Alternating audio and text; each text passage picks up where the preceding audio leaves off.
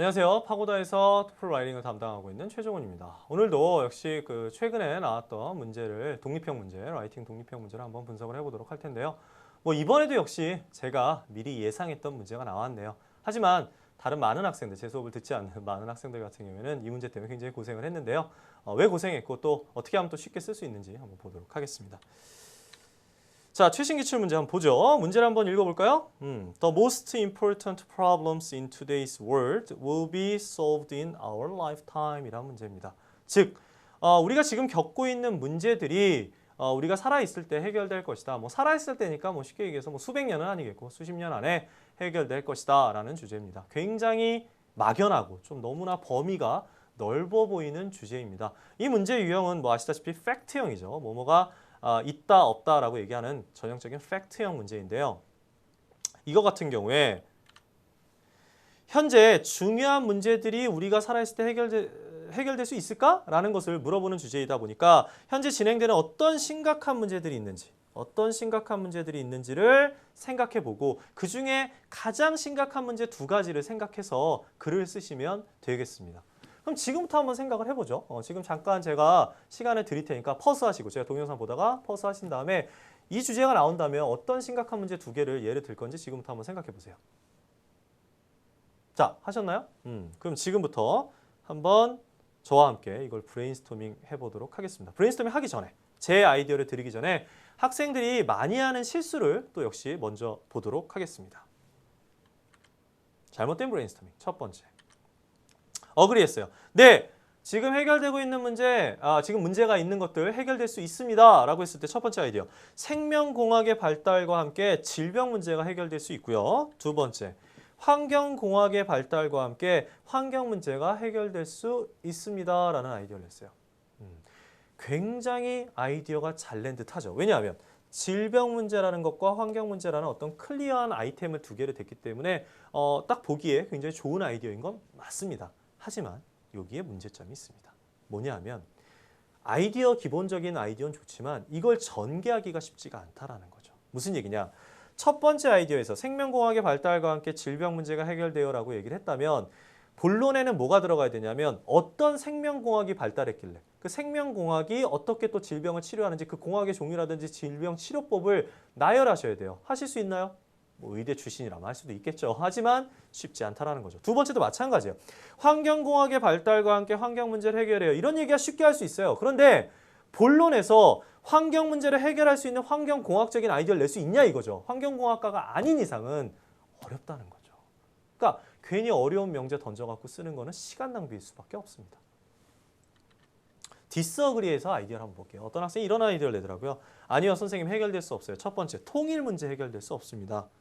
두 번째, 일자리 문제 해결될 수 없어요. 이런 얘기를 해줬어요. 첫 번째, 통일 문제에 대해서 얘기할게요.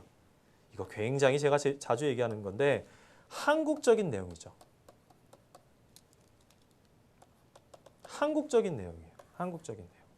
그러니까 채점하는 사람은 미국 사람이에요. 미국 사람이 통일 문제에 관심 있냐 이거지. 관심 없어요. 그럼 이런 거 써봤자 와닿지도 않는 아이디어를 왜 내냐 이거죠. 중요한 거는 그러면 일자리 문제를 한번 볼게요.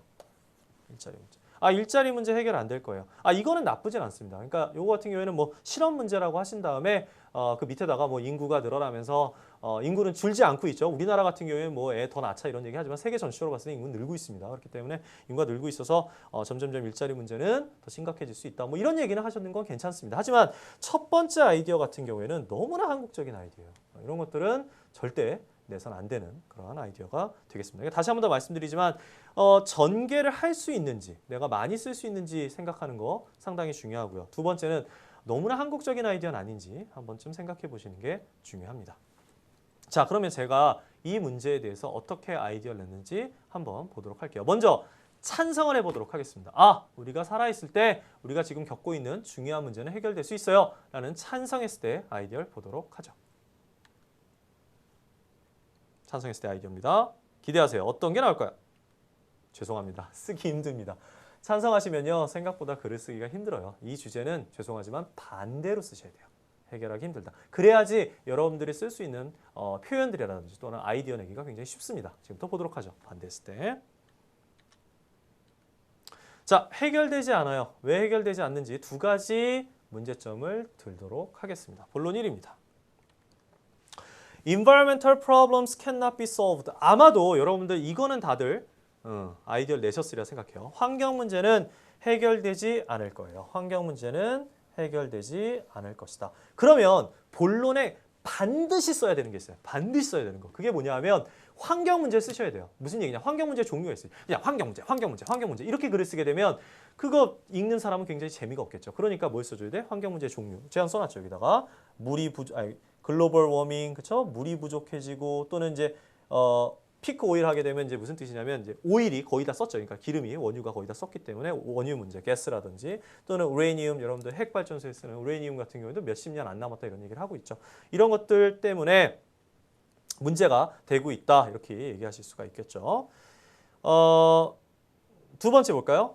Development of industries will not be stopped. 여러분들 지금 산업이 발전하고 있지 멈추고 있지는 않는다는 거죠. 계속해서 공장들은 지어지게 될 것이다. 그리고 멈추지 않을 것이다. 이런 얘기 해주시면 되겠죠. 근데 그것도 좀 약간 논리가 부족할까 봐 여기다 제가 보충 아이디어를 넣습니다. 뭐냐면 인구가 늘어나고 있기 때문에.